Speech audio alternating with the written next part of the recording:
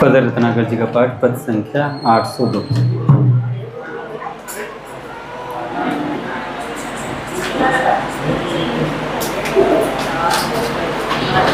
जय राधे जय श्री राधे, जय राधे जय श्री राधे, जय राधे जय श्री राधे, जय राधे जय श्री राधे, जय राधे जय श्री राधे, जय राधे जय श्री राधे।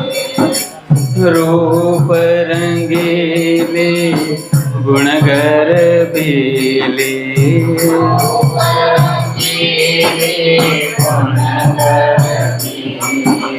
मन मटकीले जय राधे, जय राधे, चित चटकीले छल छबीली,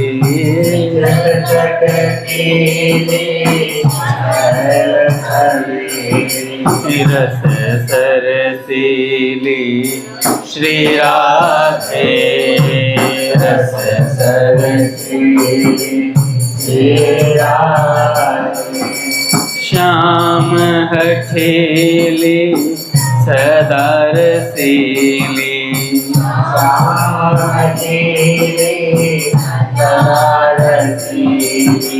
शुचि शर्मीली जय राधे, शुचि शर्मीली जय राधे, द्युते चमकीली रस गडकीली,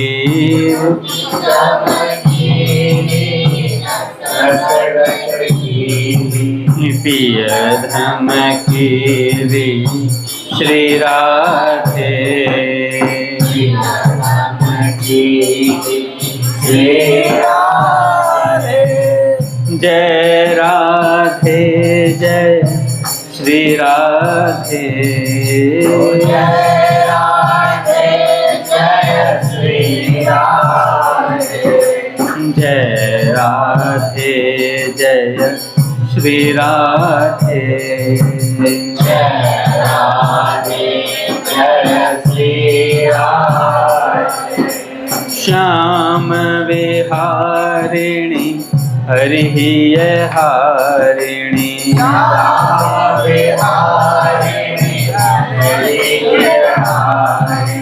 शोभा धारिणी जय राधे, शोभा धारिणी जय राधे, प्रिय सुखकारिणी मुग्धाचारिणी, प्रिय सुखकारिणी मुग्धाचारिणी, मदन विहारिणी श्री राधे, मदन विहारिणी श्री राधे, रस विस्तारिणी तम घन तारिणी, रस विस्तारिणी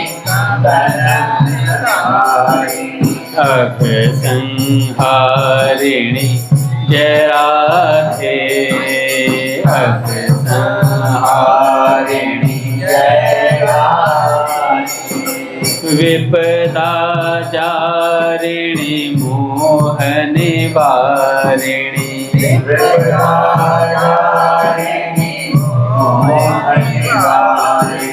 माया मारिणी श्री राधे, माया मारिणी श्री राधे, निज सुख त्यागिनी श्याम सुहागिनी, निज सुख त्यागिनी श्याम सुहागिनी, अति बड़ भागिनी जय राधे।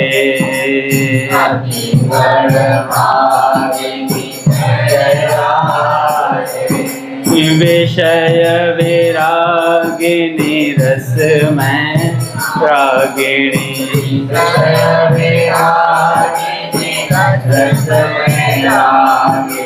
विमल विभागिनी श्री राधे।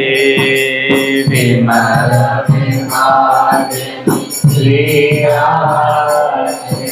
सदा संयोगिनी योगिनी,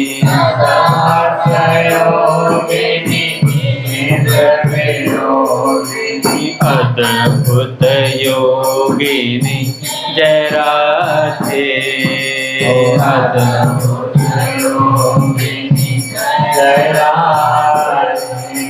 कुटुंब कुयोगिनी हरि रस भोगिनी, कुटुंब कुयोगिनी हरि रस भोगिनी, विछुरत रोगिनी श्री राधे।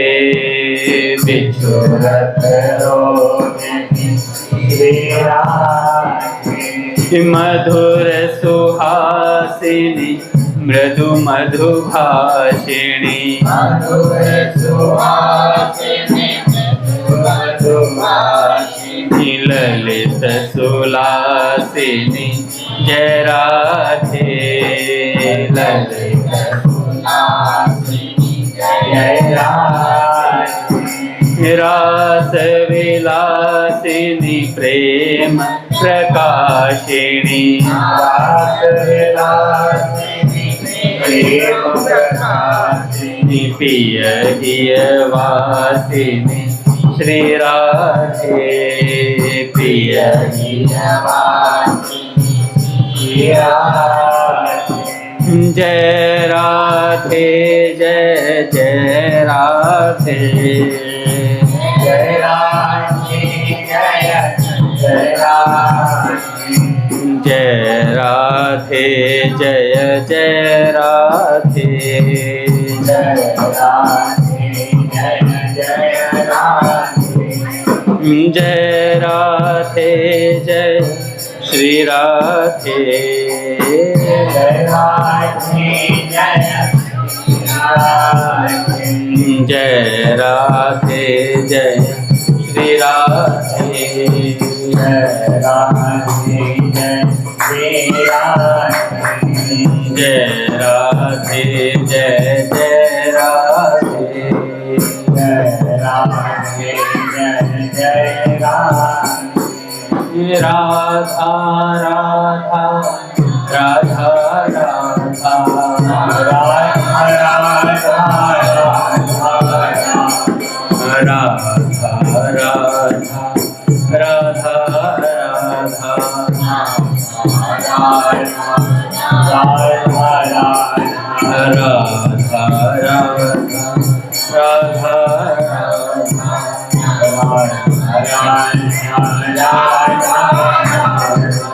बोले राधा माधव सरकार की जय। पूज्य श्री भाई जी महाराज की जय। पूज्य श्री राधा बाबा की जय। पूज्या मैया की जय। अपने प्यारे भैया की जय। पूज्य दादा की जय। भक्तवत्सल भगवान की जय। हरि बोल। बड़े सौभाग्य का क्षण है कि आज भी हमें सत्संग और कीर्तन का परम लाभ प्राप्त हो रहा है। पहले स्वामी जी के कुछ वाक्य सुनते हैं, उसके बाद ठाकुर जी के चरित्र में से कुछ सुनते।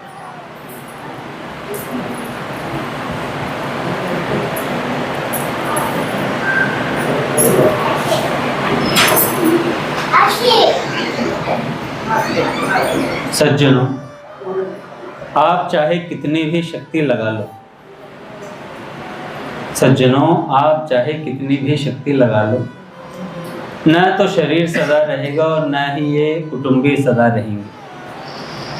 संसार की कोई वस्तु आपके पास सदा नहीं रहेगी। भाई कौन है इनके बच्चे? चुप है।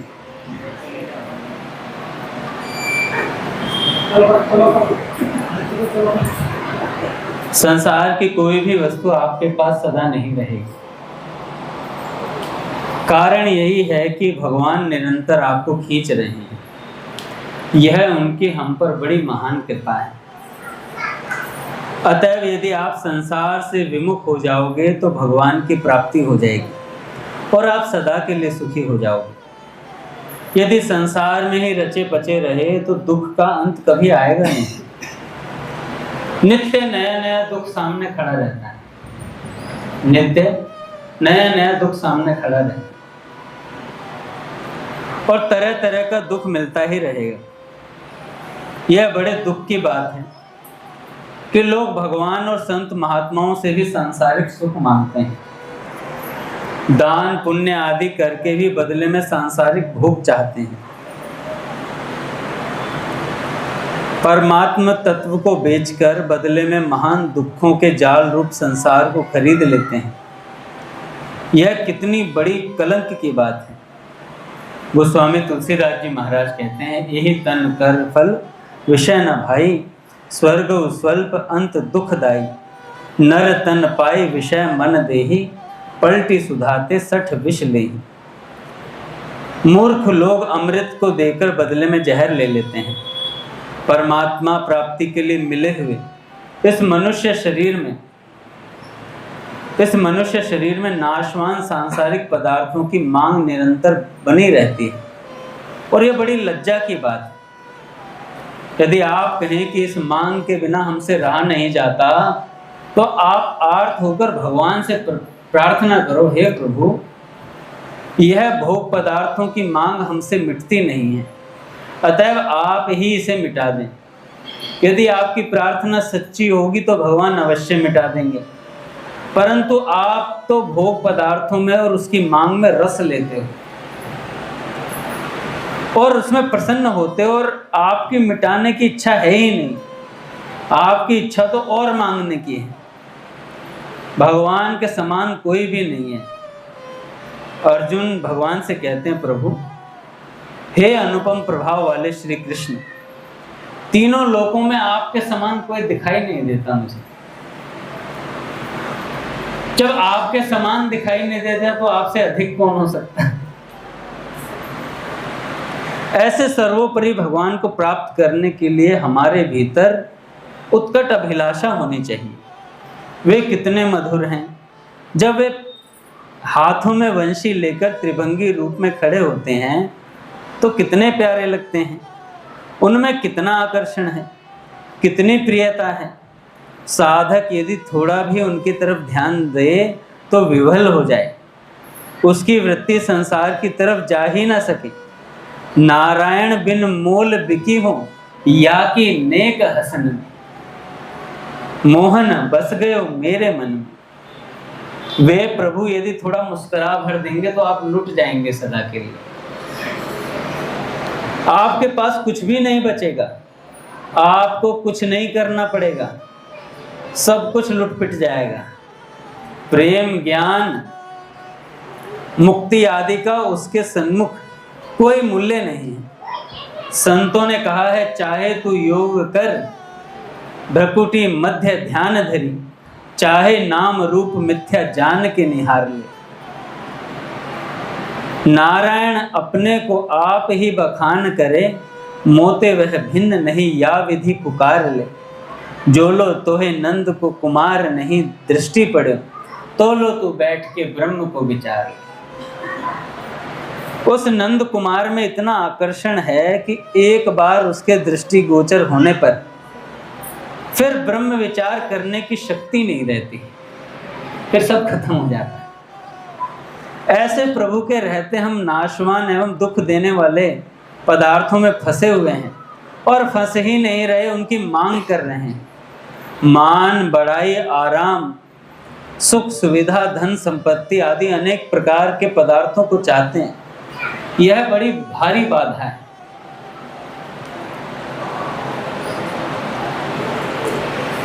काका, एक होता है भक्ति योग, एक होता है ज्ञान योग और तीसरा कर्म योग। तो भगवान शंकर किसी ग्रंथ का उदाहरण लेके महाराज जी बता रहे थे कि भगवान शंकर ने कहा इससे भी अलग एक योग और होता है, उसे कहते हैं नाम योग। नाम योग भगवान शंकर कहते हैं अगर आप नाम से जुड़ गए तो ये तीनों योग अपने आप प्राप्त हैं। आप नाम युक्त हो जाइए एक बार, भगवान शंकर की कही बात है। तो यह भगवत प्राप्ति की उत्कट अभिलाषा जागृत न भी हो तो आप घबराएं नहीं। भगवान कहते हैं भैया निश्चयात्मिका बुद्धि एक ही होती है, अतः आप यही दृढ़ निश्चय कर लें हम तो केवल भगवान की ओर चलेंगे। यदि केवल भगवान की तरफ चलने की अभिलाषा को ही विचार पूर्वक जागृत रखा जाए तो यह अभिलाषा अपने आप उत्कट हो जाएगी। इसका कारण यह है कि प्रभु की अभिलाषा सही है और संसार की अभिलाषा गलत है। अपने अपने इष्ट देव का ध्यान करना चाहिए। जब भी मन चले, मन लगे, कोई चित्र हो अच्छा भगवान का आपके पास, उस चित्र को रखो। आजकल तो सुविधा इतनी है, मोबाइल में आप बढ़िया बढ़िया चित्र रख सकते हो भगवान के, और उन चित्रों में से जो आपको अच्छा लगता है उसे दिन भर में जब मन आपका भगवान की तरफ जाए तुरंत उसे देख लो, तुरंत भगवान का ध्यान हो जाता है। अपने को तो श्लोक तो याद है नहीं भैया, बढ़िया बढ़िया कोई श्लोक याद हो कि कैसे कैसे क्या क्या श्लोक होते हैं। हाँ, बाबूजी के थोड़े बहुत पद याद आते हैं, भगवान की याद आती है तो वो गुनगुना लेते हैं कि मेरी इस विनीत विनती को सुन लो हे ब्रजराज, वो गुनगुना लिया। कभी कह दिया तुमसे सदा लिया ही मैंने, लेती लेती थकी नहीं। फिर मन किया भगवान के पास जाने को, कह दिया सजनी चलो आप ये के देश। तो अपने अपने इष्ट देव के स्वरूप का ध्यान करते हुए आप इसी समय से हे नाथ ऐसे पुकारते रहो। चुपचाप उनके चरणों में गिर जाओ, क्योंकि भगवान ने स्वयं कहा है सर्वतो पाणी पर, जहां तू प्रणाम करेगा वहां मेरे चरण है भाई। जहां तू माथा टेक देगा वहीं चरण है। मैं इस भाव से माथा टेक कि मैं भगवान को प्रणाम कर रहा हूं, तो वहां भगवान के चरण उपस्थित हो जाते हैं महाराज। क्योंकि स्वामी जी कहते हैं भगवान का कहीं अभाव ही नहीं है। नास्तो विद्यते भाव ना भावो विद्यते सत। तो ऐसा मान ले कि हम उनके चरणों में पड़े हैं भाई, सदा उनके चरणों में ही पड़े रहना है, इसके अतिरिक्त कुछ भी नहीं करना है, क्योंकि करने के आधार पर भगवान को खरीदा नहीं जा सकता। उनकी प्राप्ति में अपने को कभी अयोग्य न माने। जो सर्वथा अयोग्य या अनाधिकारी होता है वही भगवत चरणों की शरण होने का अधिकारी होता है। जिसको संसार में कोई पद या अधिकार नहीं मिलता वह परमात्मा की प्राप्ति का अधिकारी होता है।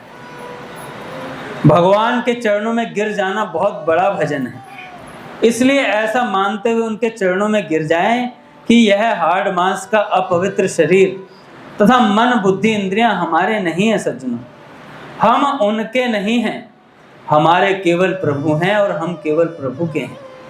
पूरी गीता कहने के बाद भगवान ने संपूर्ण गोपनीयों से भी अति गोपनीय बात बता दी। कह दिया सर्वधर्मान् परित्यज्य मामेकं शरणं व्रज अहम त्वा सर्व पापेभ्यो मोक्षयिष्यामि मा शुचः। संपूर्ण धर्मों को त्याग कर केवल एक मेरी शरण में आ जा, मैं तुझे संपूर्ण पापों से मुक्त कर दूंगा। तू चिंता मत कर, शोक मत कर। इसलिए दूसरे अब आश्रय त्याग कर एक प्रभु का ही आश्रय ले लें, क्योंकि यही टिकेगा। टिकने वाला आश्रय केवल भगवान का आश्रय है, और दूसरे आश्रय कभी टिक ही नहीं सकते। अच्छा, आज मैं भी यही बात सुन के आया, पूज्य मलुकपीर सरकार कह रहे कितना ही अपने से अपना निज हो, अंत में वो आपको छोड़ेगा, अंत में वो आपको छोड़ेगा। तो क्यों ना उसकी सेवा करी जाए, ये भगवान का दिया हुआ, इसकी सेवा कर दी जाए, आसक्ति ना बांधी जाए, प्रभु का प्रसाद मानकर सब वस्तुओं को ग्रहण किया जाए। पर ये बात याद नहीं आती। जब भी हम कोई वस्तु आरोगते हैं, भोगते हैं, कुछ खाते हैं, तो भगवान की याद नहीं आती, क्योंकि हमारा इतना अभ्यास ही नहीं। अपने विनीत भैया कहते हैं, मैं विनीत भैया से पूछा था तो विनीत भैया कहते हैं कि प्रत्येक ग्रास पर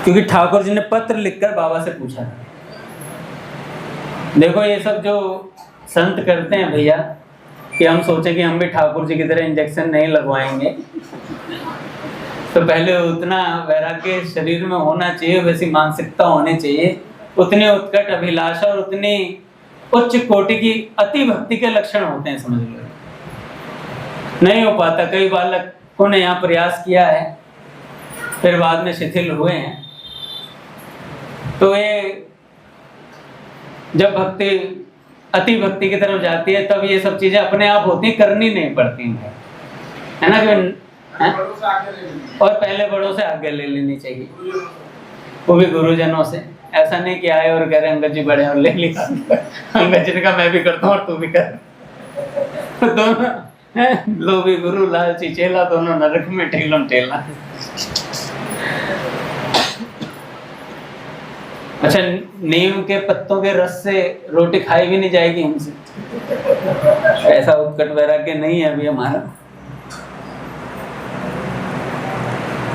अच्छा, तो बाबा की सम्मति पाकर बाबा ने यथोचित आयुर्वेद उपचार करवाया। 1960 में एक बार ठाकुर जी मथुरा के देवालयों का दर्शन करने गए, साथ में कुछ अन्य लोग भी थे। वहां कुछ ऐसी वस्तु खाने में आ गई जिससे सभी को उल्टी दस्त की शिकायत हो गई।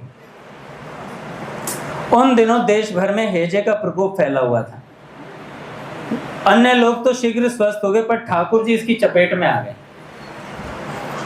बार बार उल्टी व दस्त होने से शरीर का सारा जल निकल गया, स्थिति गंभीर हो गई। मरणासन्न जानकर ठाकुर जी को चारपाई से नीचे उतार दिया गया और पूज्य महाराज जी को इनकी गिरती हुई हालत के बारे में बताया गया। पूज्य महाराज जी इन दिनों लीला अनुभूति की गहराइयों में थे और ज्यादातर समय शरीर अष्ट सात्विक भावों में रहता था। ऐसी स्थिति में इनसे कैसे कहा जाए कि ठाकुर जी बीमार है? तो भाव राज्य की दिव्य मस्ती से नीचे उतर कर आना इनके लिए संभव नहीं हो पा रहा था। फिर जब कुछ होश में आए तो स्वास्थ्य की गंभीरता के बारे में सूचित किया गया। यह श्री ठाकुर जी के निकट आए और गंभीर मुद्रा में कुछ देर तक उन्हें निहारते रहे, पुनः अपने भाव समाधि में डूब गए। श्री ठाकुर जी के संबंध में कुछ न बोले। पूज्य श्री महाराज जी के कृपा पात्र परिकर जन श्री ठाकुर जी की गंभीर दशा को देखकर बड़े चिंतित थे। आदरणीय श्री लक्ष्मी नारायण जी वैद्य जी को जानकारी दी गई। उन्होंने तुरंत अस्पताल में भर्ती करा देने के लिए कहा। वहां पहुंचाने के लिए तांगे की व्यवस्था की गई। संत पूज्य संतोष बहन जी भी उस समय वहां आ गई। उन्होंने अकेले ही अपने हाथों से ठाकुर जी को उठाकर तांगे में बिठाया।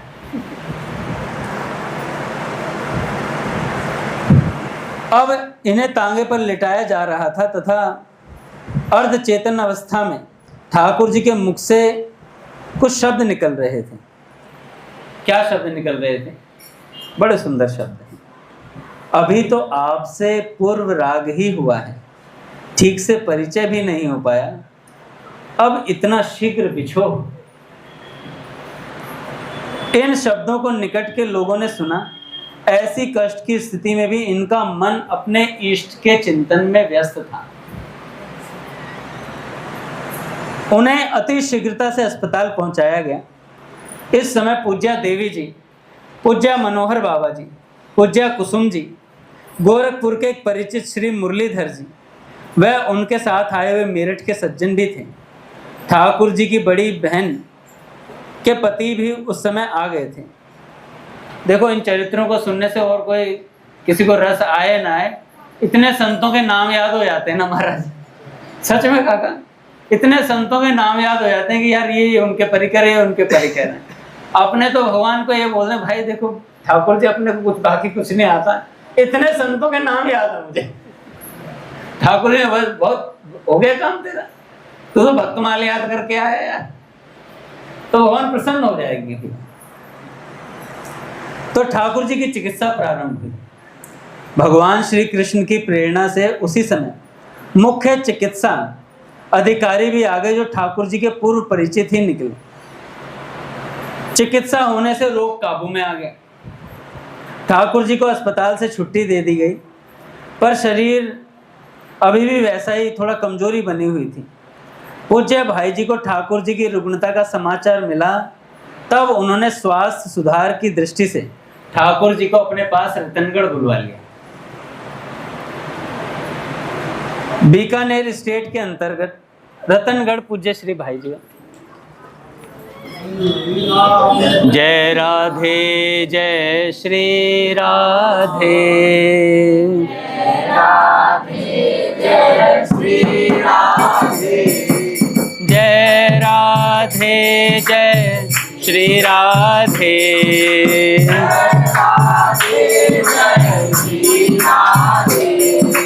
जय राधे जय श्री राधे,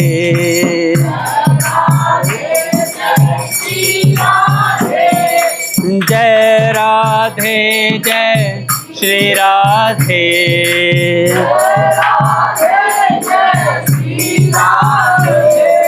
जय राधे जय श्री राधे,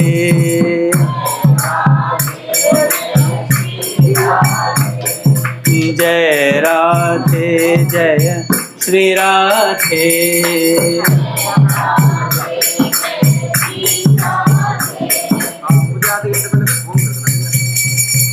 तो भैया रतनगढ़ बुलवा लिया पूज्य श्री भाई जी ने ठाकुर जी को। पूज्य श्री भाई जी अपने परिवारजनों के साथ एकांत व स्वास्थ्य लाभ की दृष्टि से कुछ दिनों के लिए रतनगढ़ आए हुए थे। साथ में पूज्य बाबा अंतरंग सेवक श्री राम स्नेही दादा व भगत जी भी थे। पूज्य श्री बाबा इन दिनों कठोर काष्ठमौन व्रत में थे। काष्ठमौन की अवधि में किसी से बोलना, देखना, संकेत करना भी बंद था, किंतु सचल वृंदावन स्वरूप श्री भाई जी के साथ ही रहने के अपने नियम अनुसार ये भी रतनगढ़ आए हुए थे। ठाकुर जी के यहाँ पहुँचने पर पूज्य भाई जी ने पूज्य बाबा की कुछ सेवाएं सौंप दी इन्हें। ये नियत समय पर राम स्नेही दादा के साथ मिलकर सेवा कार्य में सहयोग दिया करते थे और शेष समय एकांत में भजन करते थे। ठाकुर जी को पूज्या मैया, पूज्य श्री भाई जी की धर्मपत्नी एवं समस्त पारिवारिक जनों ने खूब प्यार दुलार दिया। पूज्य भाई जी प्रायः संध्या के समय हवेली के प्रांगण में अपने परिवार के साथ बैठकर भगवत चर्चा करते तथा ठाकुर जी को अपने निकट बैठाकर उससे स्वरचित पदों का गान करवाते थे बैठाकर। कभी स्वयं गाकर सुनाते। श्री ठाकुर जी उनके साथ सारंगी बजाते। इस प्रकार अत्यंत सहज रूप से भाई जी अपने आश्रित जनों के हृदय में ब्रज प्रेम का बीजारोपण करते थे। इस समय ठाकुर जी की अवस्था 21-22 वर्ष की थी। घनश्यामदास ठाकुर जी पूज्य भाई जी ने पुत्रवत स्नेह देते हुए कभी कभार कहा करते थे, घनश्याम तो मारो टाबर छे, घनश्याम तो मारा टाबर छे। श्री ठाकुर जी के भजन भाव की वृद्धि हेतु पूज्य भाई जी ने पूज्य बाबा की गंभीर भाव दशाओं के बारे में पूज्य ठाकुर जी को अवगत कराया और उनके वैराग्यपूर्ण जीवन के प्रसंग ठाकुर जी को सुनाया करते थे। कौन? पूज्य भाई जी बाबा के बारे में बताते थे, जिनको सुनकर पूज्य बाबा के प्रति ठाकुर जी की श्रद्धा और निष्ठा बलवती होती चली गई धीरे धीरे। पूज्य भाई जी स्वयं को अत्यधिक गोपनीय रखते थे।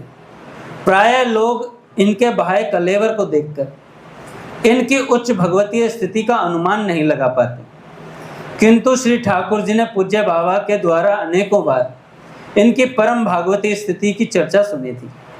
प्रत्यक्ष रूप में भी उन्हें उनकी कृपा का अनेकों बार अनुभव हुआ था, इसलिए उनके बारे में ठाकुर जी को कोई संदेह नहीं था। अच्छा, यहाँ भजन में वातावरण था। पूज्य बाबूजी बाबा के पास कोई रहेगा वो भजन ना करे, ऐसा हो नहीं सकता। ठाकुर जी का मन खूब लगा रहता था और स्वास्थ्य भी सुधार हो रहा था धीरे धीरे। एक दिन ठाकुर जी अपने कमरे में बैठे सारंगी वादन कर रहे थे। सारंगी में वे राग पीलू बजा रहे थे। इसी समय पूज्य बाबा शौचालय के लिए गए। सारंगी की स्वर लहरी शौचालय तक भली भांति पहुंच रही थी। राग की चमत्कारिकता ने पूज्य बाबा के हृदयगत कोमल भावनाओं को झंकृत कर दिया और बाबा लीलाओं की अनुभूति में डूब गए। शौचालय में ही उनकी भाव समाधि लग गई पूज्य बाबा की। शौच क्रिया का समय का कुछ भान ही न रहा। सेवा में रहने वाले राम स्नेही जी और भगत जी बड़े चिंतित हुए। पूज्य बाबा को शौचालय में आधे घंटे से अधिक का समय नहीं लगता था, पर आज लगभग 2 घंटे होने को आ रहे थे। बाबा शौचालय से बाहर नहीं निकले। पूज्य भाई जी को तुरंत इसकी सूचना दी गई। वे तत्काल शौचालय की ओर आए। इधर आने पर इनके श्रवण पथ पर जब सारंगी की स्वर लहरी गूंजी तो इन्हें समझते देर न लगी कि ठाकुर जी कुछ बजा रहे हैं। पूज्य श्री भाई जी ने ठाकुर जी के कक्ष की ओर प्रस्थान किया। पूज्य भाई जी को एकाएक सामने आता देखकर ठाकुर जी थोड़े स्तब्ध से हुए। भाई जी आए और ठाकुर जी के कंधे पर अपना हाथ रखते हुए स्नेहपूर्ण वाणी में कहा, भैया बाबा को तंतु वाद्य बड़े प्रिय हैं, उस पर सारंगी हो तो अत्यधिक प्रिय है। एक बात और है कि जो तुम राग गा रहे हो, राग पी लो, इसे सुनकर तो बाबा और मस्त हो जाते हैं।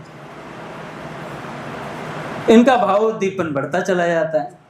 सारंगी वादन से उनकी भाव निमग्नता बढ़ गई है। उन्हें शौचालय गए हुए 2 घंटे से अधिक समय हो गया है, अभी तक वे बाहर नहीं निकले हैं। पूज्य भाई जी के इस कथन को सुनकर पहले तो ठाकुर जी कुछ समझ ही ना पाए कि इसे मैं सारंगी वादन की सराहना कहूं या भाई जी कुछ और कहना चाहते हैं। पूज्य बाबा अपने भाव भरी मस्ती में हैं, यह तो इनको सदा से यथेष्ट ही है, किंतु मेरे सारंगी वादन से इनके प्राकृत देह को कष्ट हो रहा है, इनके नित्य क्रिया में बाधा पहुंच रही है। यह सोचकर वे मन ही मन अत्यंत दुखी हुए और तत्काल भाई जी के पीछे पीछे चल पड़े। इधर पूज्य भाई जी ने शौचालय के बाहर से पूज्य बाबा को आवाज दी। पूज्य भाई जी की वाणी सुनकर बाबा की वृत्तियों ने बाह्य जगत को पकड़ना प्रारंभ कर दिया। जी पौधार महाराज। उस दिन से ठाकुर जी यह ध्यान रखते थे कि कहीं सारंगी वादन से सेवा में बाधा न पहुंचे। भाई जी व बाबा के संकेत पर ही सारंगी वादन करते थे ठाकुर जी। एक प्रसंग गीता वाटिका गोरखपुर का है। श्री ठाकुर जी अपनी कुटिया में शयन कर रहे थे। अर्धरात्रि में नींद उचट गई। वे उठ बैठे, घड़ी में समय देखा तो रात्रि के 2 बज रहे थे। उन्होंने पुनः सोने का प्रयास किया पर नींद नहीं आई। उन्होंने सोचा क्यों ना सारंगी का अभ्यास ही कर लिया जाए थोड़ा। नींद तो खुल गई। रात्रि के तीसरे पहर में नितांत शांत वातावरण था। नीरवता को चीरते हुए सारंगी के स्वर मंद मंद गति से चहुओर गुंजित होने लगे। ठाकुर जी राग की मस्ती में डूब गए। उन्हें समय का भान नहीं था। अचानक पूज्य बाबा के पास पहुंचने के अपने नित्य नियम का उन्हें स्मरण हुआ। समय देखा तो सुबह के 4 बजने वाले, 2 से 4 बजने वाले। वे शीघ्रता से उठे और पूज्य बाबा की कुटिया की ओर चल पड़े। अभी वे कुटिया के निकट पहुंचे ही थे कि पूज्य बाबा को कुटिया के बाहर आते हुए देखा। ठाकुर जी को देखते ही पूज्य बाबा गदगद स्वर में कहने लगे, ठाकुर आज तुम निहाल हो गए। और ठाकुर जी का हाथ पकड़कर कुटिया के अंदर गए, जहां उनका शैयापट बिछा हुआ था। उसकी ओर संकेत करते हुए कहने लगे, ठाकुर यहाँ इसी चौकी पर नील सुंदर अपने प्राण प्रियतमा श्री राधा जी के साथ अभी अभी बैठे थे। जैसे ही तुम्हारे द्वारा बजाए जा रहे राग का सम आता तो वे हौले से प्रिया जी की जंघाओं पर थपकी देते। तुम सारंगी पर राग ललित बजा रहे थे ना। मैं सोच ही रहा था कि यदि ठाकुर जगह होता तो मैं उसे राग ललित बजवाता। तुमने सारंगी में वही राग बजाया। उसके बाद यह सब दृश्य मूर्त हुआ। ठाकुर यदि तुम विश्वास कर सको तो कर लो। मैं सत्य सत्य कहता हूं, इन्हीं चर्म चक्षुओं से मैंने आज ये लीला देखी है। भैया आज तुम निहाल हो गए ठाकुर। पूज्य बाबा के मुख से ये बात सुनकर ठाकुर जी अत्यंत विस्मित हो गए। पूज्य बाबा की भाव विवल दशा उस अलौकिक अनुभूति को व्यक्त कर रही थी। यह सब देख सुनकर ठाकुर जी बड़े संकोच में थे। बाबा से कहने लगे, बाबा ये सब लीलाएं की बात तो आप ही जाना।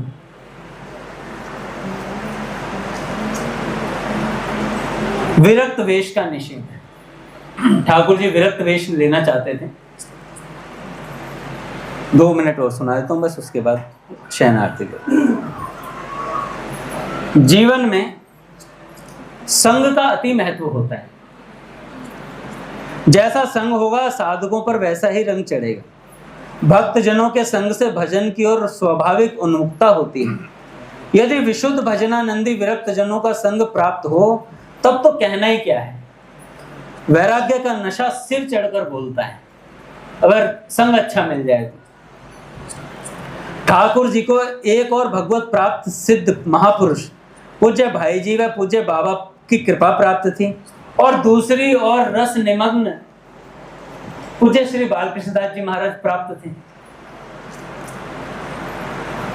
इन महापुरुषों की उन्मुक्त रहनी, असंगता, एकांत प्रियता, भाव गोपन आदि अद्भुत गुणों का प्रभाव ठाकुर जी पर ऐसा पड़ा कि ये भी तद्वत आचरण करते हुए खान पान निद्रा सुख भूलकर भजन में तल्लीन हो गए। एक बार इनके मन में विरक्त वेश धारण करने की इच्छा जागी। इन्होंने एक गूदड़ी बनवाई और 2 करवे खरीदे। इसके बाद विरक्त वेश धारण करने हेतु पूज्य महाराज जी से अनुमति मांगी। पूज्य श्री महाराज जी ने ठाकुर जी से कहा, इस बारे में पूज्य पंडित श्री गया प्रसाद जी महाराज जी से अनुमति लो। पूज्य पंडित जी उच्च कोटि के संत थे। इनकी धाम निष्ठा, गुरु निष्ठा और नाम निष्ठा सर्वत्र प्रसिद्ध थी, और संतों व ब्रजवासियों के प्रति इनकी विशुद्ध आदर बुद्धि थी। श्री ठाकुर जी का यह विश्वास था कि पूज्य पंडित जी अवश्य अनुमति दे देंगे और अनुमति मिल जाएगी मुझे। पर हुआ इसका उल्टा एकदम। पूज्य पंडित जी रासलीला के अत्यंत प्रेमी थे। इन्होंने ठाकुर जी को स्वरूप बनते देखा था, और पूज्य बाबा व पूज्य भाई जी एवं पूज्य महाराज जी की इन पर बड़ी कृपा है, यह भी पंडित जी को ज्ञात था। इनके उज्जवल वैराग्यपूर्ण जीवन को भी वे जानते थे। एक बार चर्चा में पूज्य पाद पंडित जी महाराज ने अपने आश्रित साधक जनों के मध्य ठाकुर जी के संबंध में टिप्पणी करते हुए कहा था, ये कोई साधारण बालक नहीं है, ठाकुर को तो मैं बाल संत ही मानता हूँ। इनमें संसार का तनिक भी प्रवेश नहीं है। श्री ठाकुर जी के द्वारा विरक्त वेश धारण करने की आज्ञा मांगते देखकर इन्हें प्रसन्नता नहीं हुई। ठाकुर जी के ठाकुर जी ने विरक्त वेश के लिए बोला तो पंडित जी महाराज को बिल्कुल प्रसन्नता नहीं हुई।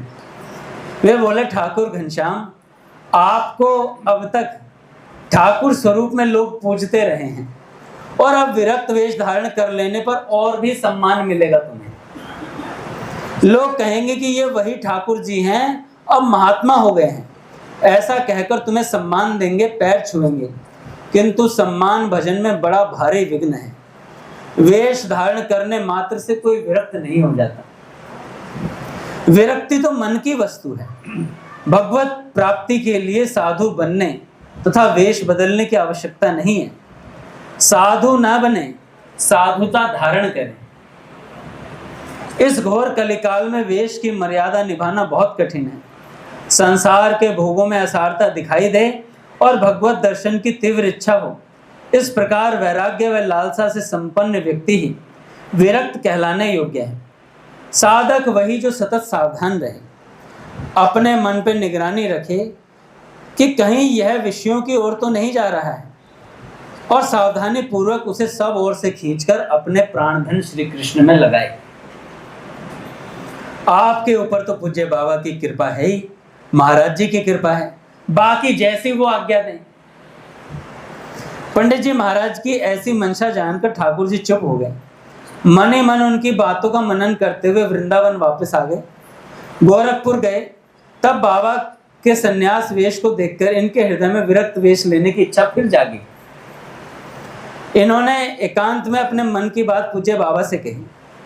पूज्य बाबा ने सार गर्भित शब्दों में अपना मत स्पष्ट करते हुए कहा,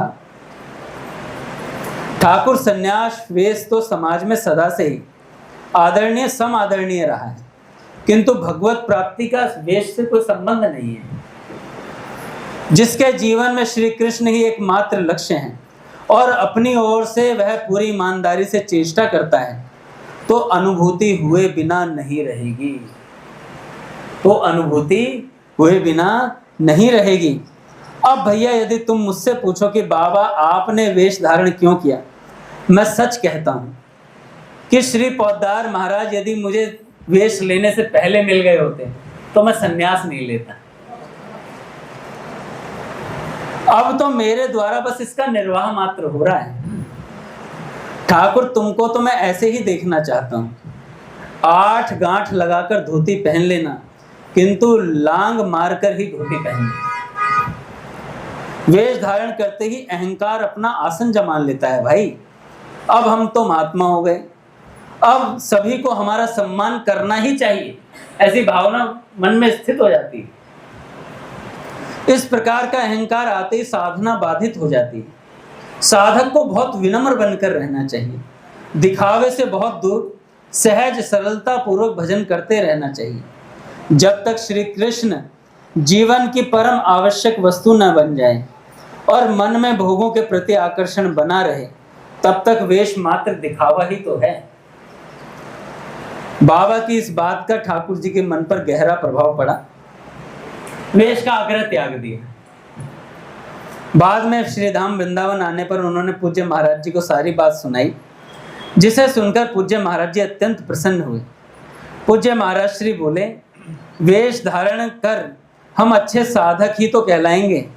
अनेक जन्मों तक साधना करते करते साधक रूप में ही तो बने रहेंगे, जबकि हमारा स्वतः सिद्ध रसिक स्वरूप पहले से ही तैयार है। उसे कुछ सजाने धजाने, वो सजा हुआ ही है। हमारा प्रतिक्षण साध्य समागम से युक्त है। आवश्यकता है अपने विमल स्वरूप के स्मरण होने की। निज दिव्य रसमय स्वरूप का भान होते ही वह अपने को सहज श्री कृष्ण के निकट सहचरी मंडल के मध्य जागृत पाता है, क्योंकि वह वहीं का था, वहीं का है, वहीं का रहेगा। श्री कृष्ण न कहीं गए हैं न कहीं से आए, पल भर भी वे तो रहते हैं निकटतम प्रांत में। बस उनको देखने वाली प्रेममय दृष्टि होनी चाहिए। आपको तो मेरे निकट ऐसे ही रहना चाहिए। महाराज जी बोल रहे हैं ठाकुर जी से, आपको मेरे निकट ऐसे ही रहना चाहिए। मध्यम मार्ग ही उचित है। जहां भी किसी भी परिस्थिति में रहना पड़े, संत दृष्टि से एक के रहते हुए जीवन को सार्थक बनाना चाहिए। देखो ये बात बहुत जरूरी है। आज काका मैं पढ़ रहा था तो कहा कि जो अपने गुरुजन है ना, हो सके तो दिन भर में उनसे एक बार मिल लेना चाहिए, उनका दर्शन कर लेना चाहिए। ऐसी मन में भावना रखनी चाहिए, दर्शन हो जाए एक बार, और 2 बार हो जाए तो और बढ़िया बात है। एक बार भी हो जाए, किससे क्या होता है, अकाल मृत्यु नहीं होती है। साधक अकाल मृत्यु से बच जाता है। यदि साधक को इसी दुर्लभ मनुष्य योनि में भगवत प्राप्ति करनी हो तो एकांत में व्याकुलता पूर्वक खूब नाम ले। साधक को भगवान तथा व्यक्त अव्यक्त सिद्ध संत सदा देखते रहते हैं। व्याकुलता देखकर श्री कृष्ण स्वयं किसी संत को प्रेरणा देकर उसके पास भेज देते हैं। बोले राधा माधव सरकार की जय।